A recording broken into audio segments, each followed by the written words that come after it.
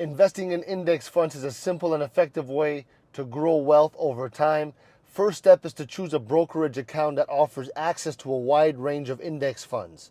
Many online brokers provide low-cost, user-friendly platforms for beginners.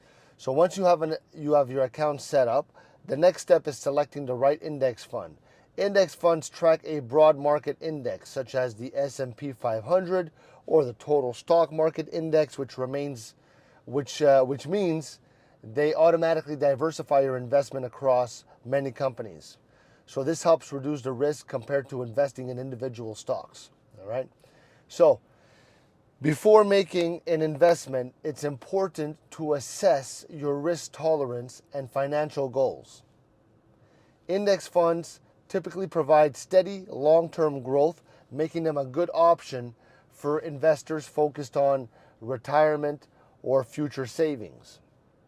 You can choose between mutual funds or exchange-traded funds, ETFs, with ETFs offering flexibility in terms of trading like stocks.